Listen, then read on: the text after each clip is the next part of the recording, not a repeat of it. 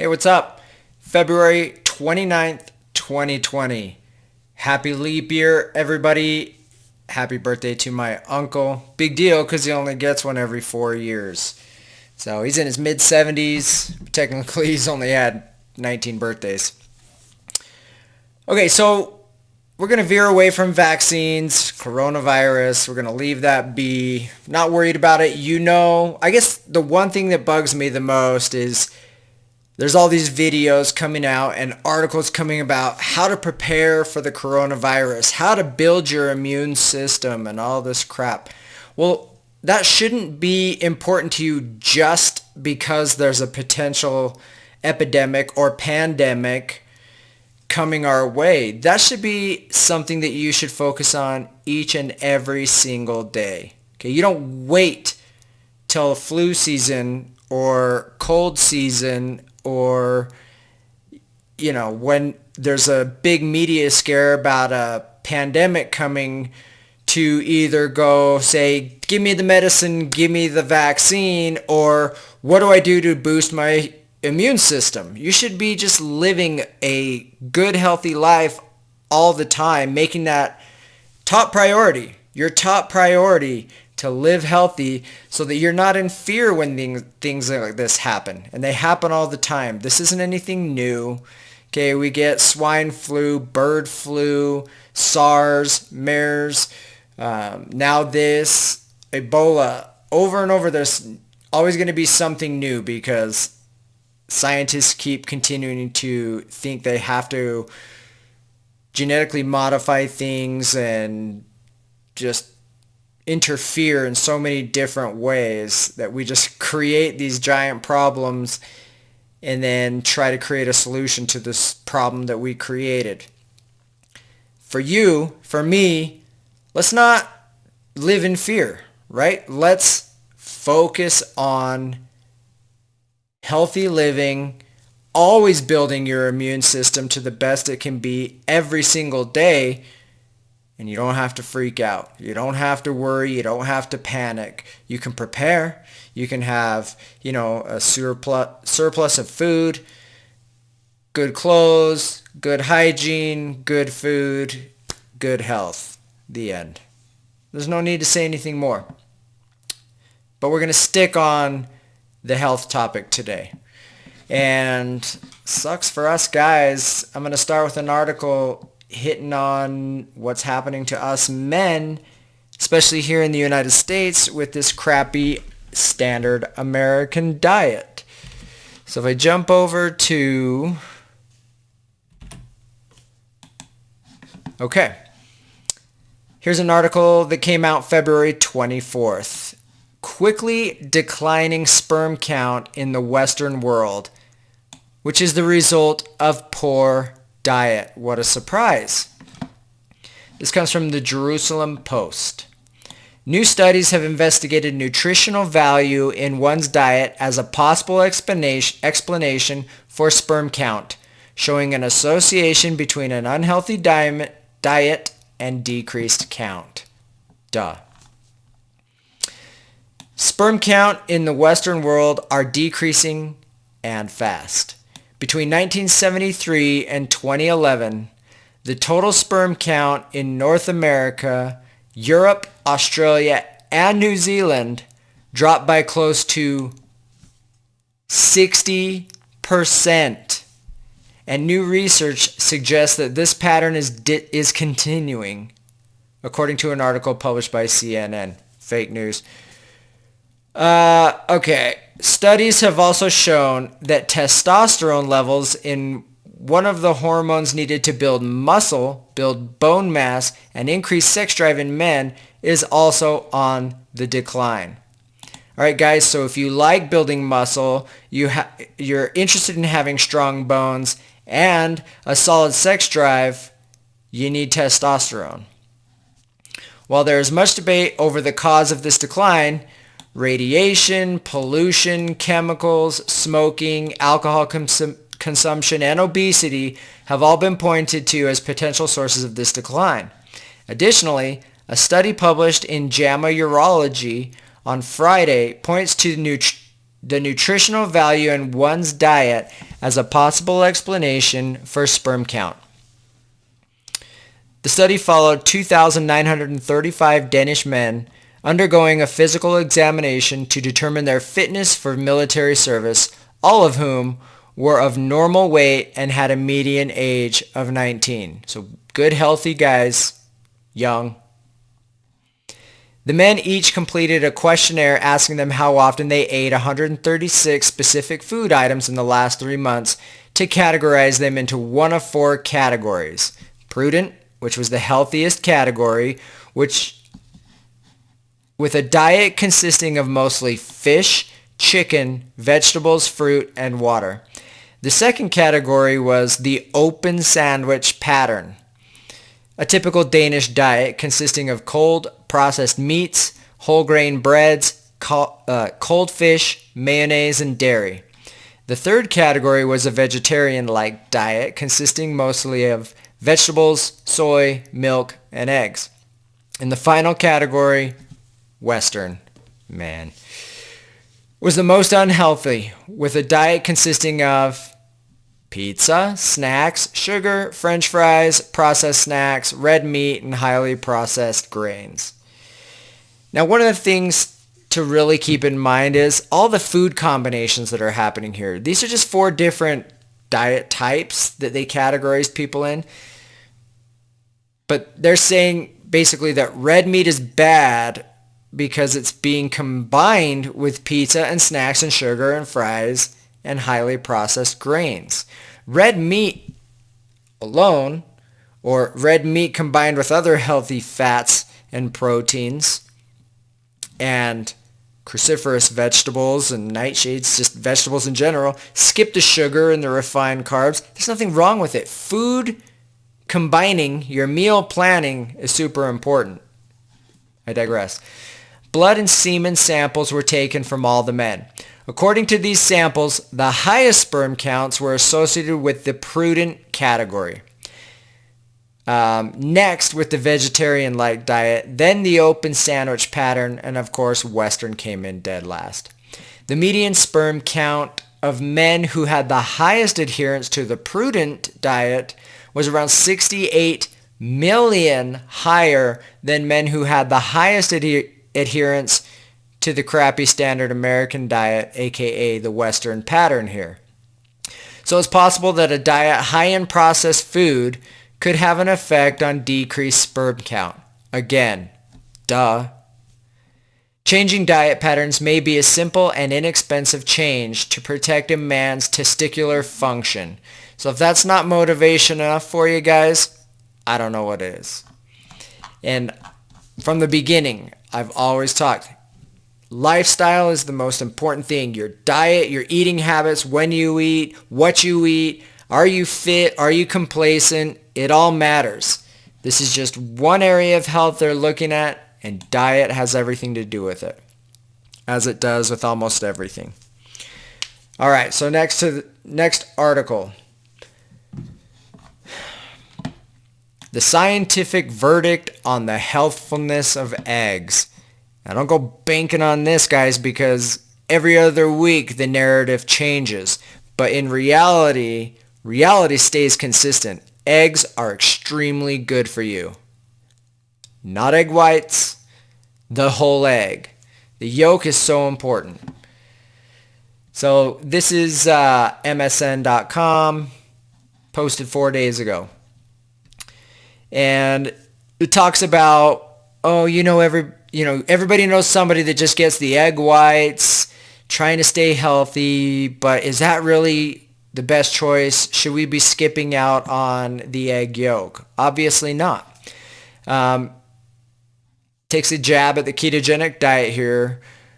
Says, despite the rise of the ketogenic diet, an eating habit for which eggs practically serve as the mascot, many still make a conscious effort to minimize egg consumption, fearing it will raise their cholesterol or hurt their heart health. But according to a new study, eating eggs for breakfast every single day, yolk included, could actually be the best thing for you and your long-term health. Published in the American Journal of Clinical Nutrition, the study looked at egg intake of 177,000 people in 50 different countries, to see how it affected overall health. Bottom line, eat your eggs. The American Heart Association also says regular consumption of eggs won't negatively impact heart health, noting to a published in the American Journal of Clinical Nutrition that suggests eating up to 12 eggs a week for 3 months does not increase cardiovascular disease for people with prediabetes and type 2 diabetes. Anyway, it's really, really important that people start to realize that these animal-based saturated fats and cholesterol-rich foods are extremely healthy for you. Cholesterol is your friend, okay? Going back to sperm count dropping and testosterone levels dropping, well, cholesterol makes up the majority of your sex hormones. Without cholesterol, you won't have testosterone, your androgens. You need cholesterol for your hormones, for your brain health, your central nervous health. The myelin sheath of your nerves is cholesterol. Cholesterol is so vitally important. And these healthy saturated fats, if you're not combining them with the crappy, simple, refined carbs and sugars, is actually going to keep you thin. Believe it or not. I eat at least probably somewhere between 5 and 10 eggs every single day. Every single day. And what do I weigh? About $1.25. I don't gain weight. I eat a ton of fat. I only eat fat almost. It's awesome. Moving on, still on the topic of fat. This one comes from Atlanta News Now. And there's multiple articles you can find on this recently about whole milk. And the reason I went looking for these articles is because I'm super pissed. We have 4 foster kids, and we've really turned their health around. In fact, the youngest was close to dead when we got her. And focusing on what I knew about nutrition and giving the best nutrition they can get, we've turned all their health around, and we focus on organic food, full fat everything, and they're doing phenomenal. Well, of course, these kids, they're not ours, and the state assists with programs like WIC. Well, I'd rather invest my money and give them the best nutrition than what WIC will approve. They won't let us get organic produce, organic milk, organic cheese. We have to go with the government subsidized crap. We can't even get hormone-free cheese that's RBST free. And so it's like, screw it. I'm just going to pay for it out of my own pocket. These kids deserve the best, and they absolutely do. Back to the article. Stop giving your kids skim milk, study suggests. Research correlates that full-fat milk with a lower risk of childhood obesity. And childhood obesity is everywhere nowadays. Milk does a body good, right? But it does a body better when it's full fat, a new analysis suggests. Canadian researchers analyzed 14 studies involving 20,897 children around the world that compared kids who drank whole milk to those who drank reduced fat. So whole milk is 3.25% fat. The reduced fat is going to be skim, 1%, and 2% milk. Bottom line, avoid anything low fat. And I've told you this before. It says nearly 1 in 3 kids in North America are overweight or obese. That's horrible. The researchers noted, with childhood obesity having tripled over the past 40 years, during that same time frame, they noted the number of kids who drank whole milk has been cut in half. The Canadians review published in the American Journal of Clinical Nutrition found that not only did whole milk not cause weight gain, it also appeared to lower the odds of childhood obesity. Several mechanisms have been proposed that might explain why higher milk fat consumption could result in lower childhood adiposity. One mechanism could be that the calories from whole milk replace in high sugar drink like soda. Another could be that low-fat milk doesn't make a child feel full, so it drinks more milk, thereby consuming more calories. Look, they act like this is a mystery. This is not a mystery. Yes, if you're going to eat, there's so many layers to this, but it's not a mystery. Oh, we don't know what the problem is and why whole fat is giving healthier kids than reduced fat. We do know. We know a lot.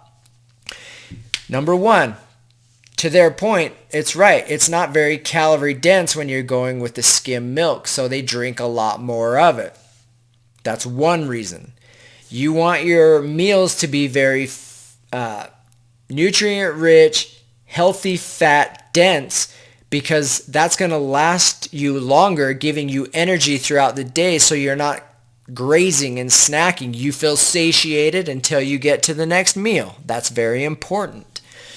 The other issue is when you have lean anything like low-fat yogurts, low-fat milk, low-fat anything. If it's marketed as low fat, they've stripped all the flavor out of it by pulling the fat out, and they have to replace that with something. So they're going to load it with sugar to make it taste good, or artificial flavors, both of which will destroy your health. So it's important that they're getting the good fats. Also, when it's super lean protein, and even these milks, you're actually going to have a much higher insulin spike than if it were loaded with fat. The more fat along with the protein, the lower the insulin response. And that's something, if you don't know, you need to jump in and start learning about managing your insulin production through managing your dietary lifestyle and choices. And I'm going to show you where you can go to learn a great deal about how to take full advantage of this and regain your health if you're struggling with weight, with any health problems. You change your way you eat and what you eat, and you can reverse almost all the chronic illness you're facing today. It sounds crazy, but it's absolutely true. So here's the link to the actual study, Oxford Academic, the American Journal of Clinical Nutrition. The study is whole milk compared with reduced fat milk in childhood overweight, a systematic review and meta-analysis. Basically, the conclusion, observational research suggests that higher cow milk fat intake is associated with lower childhood adiposity. Boom. Reduced fat milk for children might not lower the risk of childhood obesity. And that's what we're seeing. And again, back to WIC, driving me crazy, we couldn't get whole milk for the kids. It had to be 1 or 2%. They're not doing these kids any favors by forcing these restrictions on these dietary options. Let parents make the best choice, or guardians. Okay, moving on. Sticking with the topic of nutrition and health. Great article in Science News or ScienceDaily.com. Mediterranean diet ingredient may extend life. And here they're talking specifically about olive oil and how important it is at so many different levels. And we'll just read through this really quick. Researchers at the University of Minnesota Medical School discover a potential new way in which diet influences aging-related diseases. Blah, blah, blah, blah. Researchers. Okay. They discovered that olive oil in the Mediterranean diet may hold the key to improving lifespan and mitigating aging-related diseases. Over the last 8 years, with the help of multiple grants from the National Institutes of Health, their research findings were recently published in Molecular Cell. Early studies on this diet suggest red wine was a major contributor to the health benefits of the Mediterranean diet because it contains a compound called resveratrol, which activated a certain pathway in cells known to increase lifespan and prevent aging-related diseases. However, work in Mashik's lab suggests that it is actually the fat in olive oil, another component of the Mediterranean diet, that is actually activating this pathway. Merely consuming olive oil is not enough to elicit all of its health benefits. His team studies suggest that when coupled with fasting, limiting caloric intake, and exercising, the effects of consuming olive oil will be most pronounced. Again, what a mind-blowing study to come out and tell us that good healthy fats with intermittent fasting is one of the best things you can do for good health and longevity. We found that the way this fat works is it first has to get stored in microscopic things called lipid droplets, which is how our cells store fat. And then when the fat is broken down during exercise or fasting, for example, is when the signaling and beneficial effects are realized. So, fantastic information here. Again, ding, point to intermittent fasting and healthy keto. Healthy keto. A good, solid, broad choice of vegetables, meats, and fats and proteins. All the carbs you're going to get out of this diet are going to come from vegetables, not grains and simple refined carbs and sugars. So, Mediterranean diet, do it keto, implement fasting. Again, they're jumping on this one.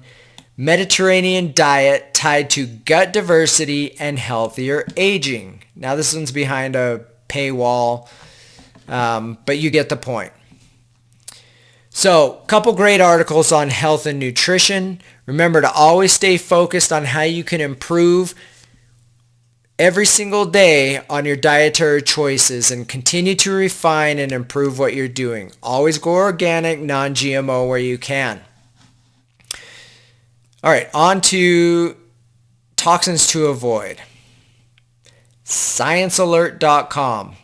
Again, duh. Antidepressants can cause intense withdrawal-like symptoms that can trigger dependence. No shit. More people than ever before are taking antidepressant medication to manage their depression symptoms. But a new study warns about an overlooked side effect of long-term antidepressant use. Something similar to withdrawal symptoms. Something similar. It's withdrawal symptoms. Reviewing 6 decades of data, 3 Chicago researchers found persistent evidence that when a person abruptly stops taking their antidepressant medication, they can experience symptoms like headaches, insomnia, agitation, diarrhea, anxiety, fatigue, and flu-like symptoms. The condition known as antidepressant continuation syndrome isn't the same thing as drug addiction because users don't take drugs to get a high. It's drug addiction. It's drug addiction. However, the authors write in a clinical review, the Journal of the American Osteopathic Association, with extended use, antidepressants can be notoriously difficult to quit because they can produce a state of physical dependence. Doctors often overprescribe antidepressants and don't have advice patients on how to best wean themselves off the drugs over time. I'm going to assume they're meaning to say they don't know how to give advice to patients on how to best wean themselves off, which leads to patients becoming dependent on them. So this goes on and on. Don't do it, guys. Don't start these antidepressants. You don't want to be depressed? Change your life, okay? Evaluate everything. What are my physical, chemical, and emotional stresses? Right?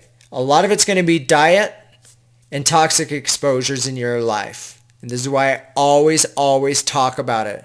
Eliminate the toxins, clean up the diet, heal your gut, heal your brain. Add in some prayer and meditation and heal your spirit. You're going to be all right. It's not an overnight fix. This takes time and commitment. There's no quick fix. You think you can just get a prescription to attack symptoms? It comes with a package, and it's a long-term package. Major consequences. Just have some self-discipline and change your life. Make different choices. If what's not working for you today, or what you're doing today isn't working, change it.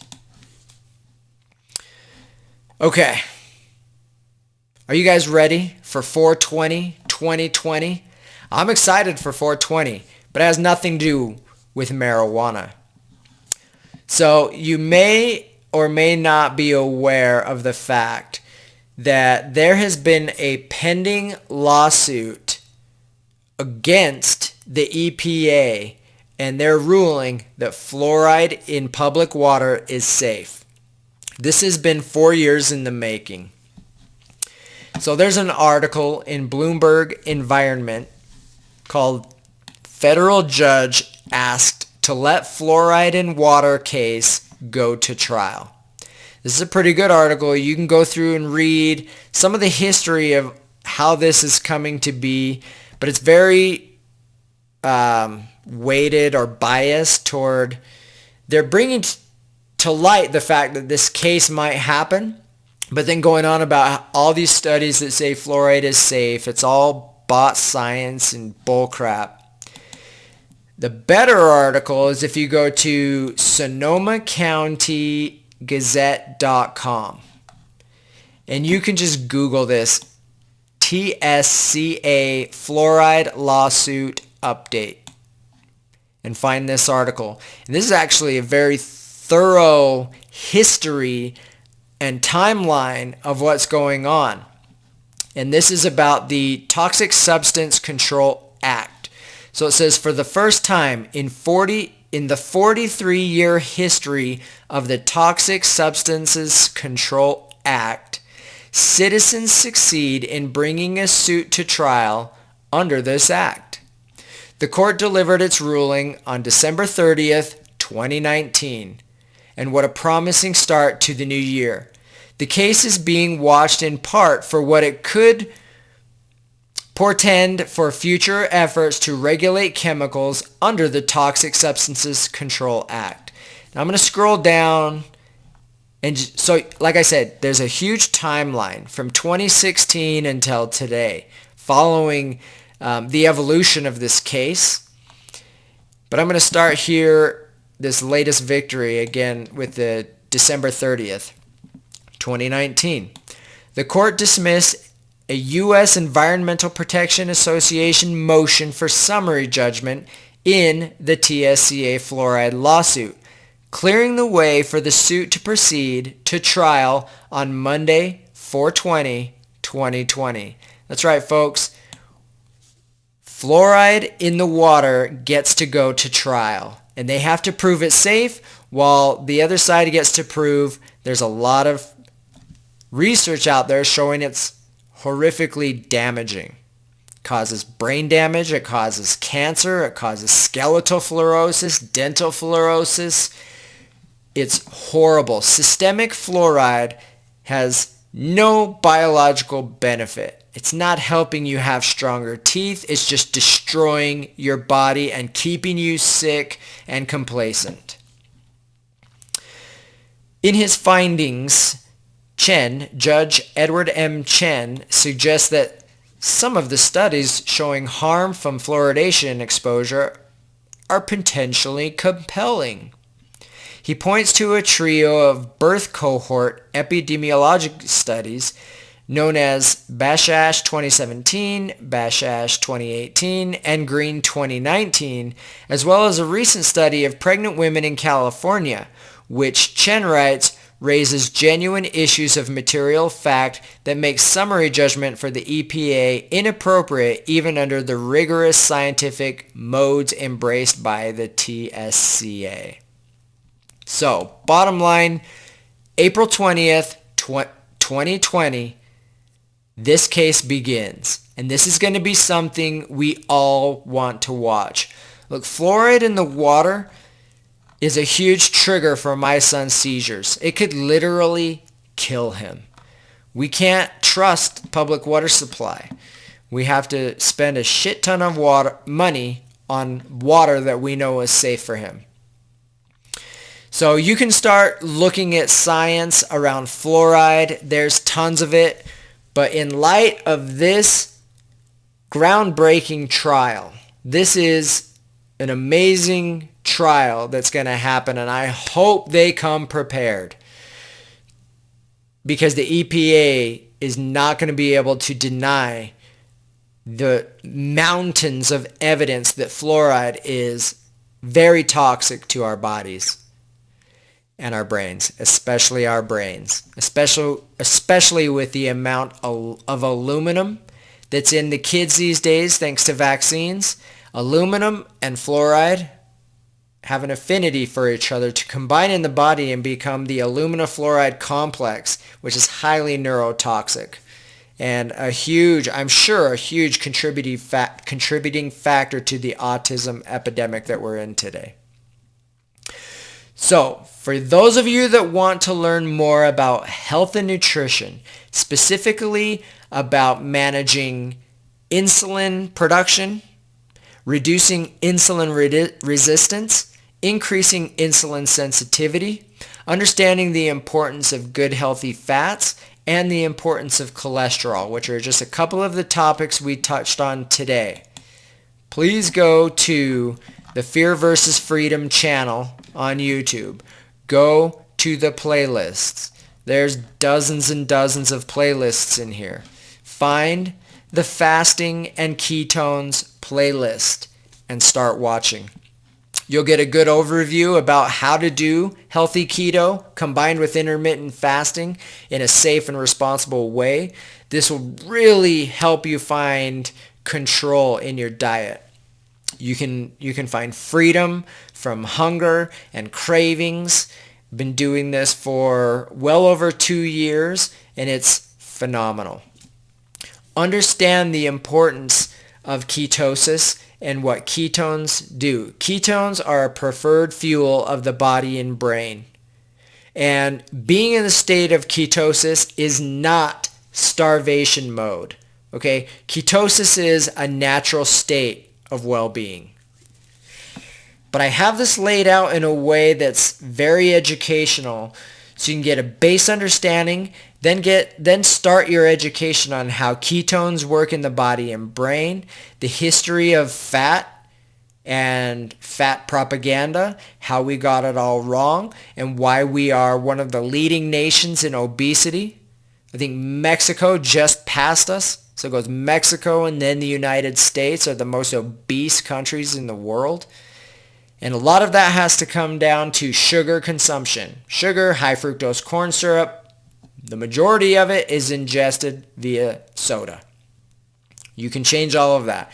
This is a very comprehensive playlist. You will learn not just about intermittent fasting and ketosis, but it goes deep into the science of fasting with long-term fasts that are built in there, anywhere from 24 to 72 hours to some that are going months.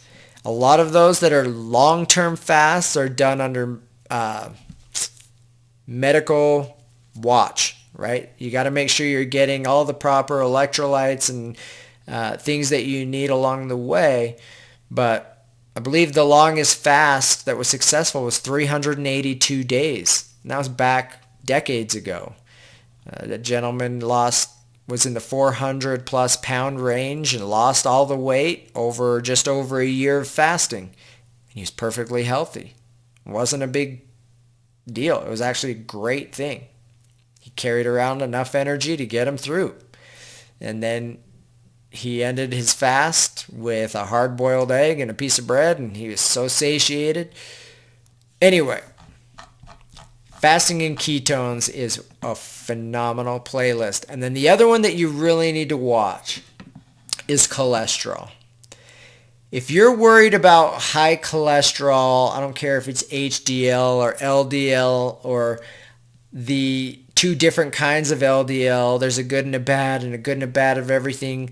Listen, as long as you're living a good, healthy lifestyle, your cholesterol will be where it should be. Believe it or not, your physiology knows what to do. You just need to give it all the tools it needs to do it. And you can learn about all that in these playlists. I have vitamins, I have electrolytes, and they're all combined in different ways. Like sodium and potassium are combined in a playlist. Magnesium and calcium are combined in a playlist. And it goes on and on and on. Anyway, there's so much to cholesterol that you need to learn. And this is another great playlist put together in a way that you can watch and learn a great deal in a short amount of time to let go of your fear about eating healthy fats, about getting high cholesterol, about all this crap that you're told to be worried about. But go ahead and drink your sodas and diet sodas and go to your fast foods and do all this. That's okay. But don't eat too much, don't get too much cholesterol, and don't make, red meat. Red meat is fantastic for you. All right. I don't have a lot of time, so I just wanted to hit on a few health articles. Again, I'm just going to say, and you don't have to go to Fear versus Freedom. I only suggest this because I took time to put together a lot of playlists so that when people come to me with questions about, headaches or sleep issues or anxiety, depression,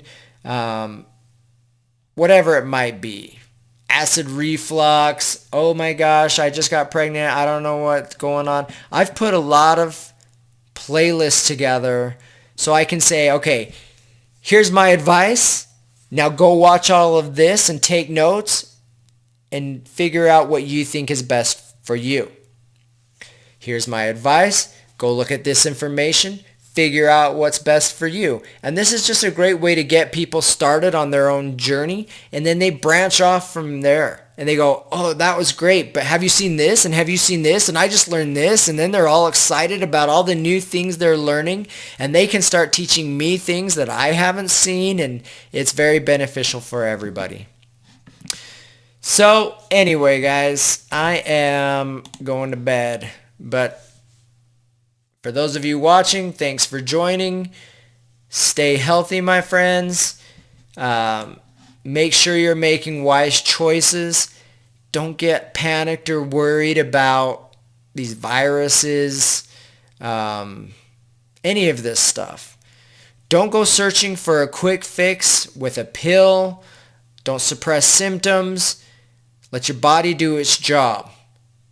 Give your body the tools it needs with good, clean, healthy nutrition. Avoid toxic exposures. And just trust that God has a plan for you. All right. Good night.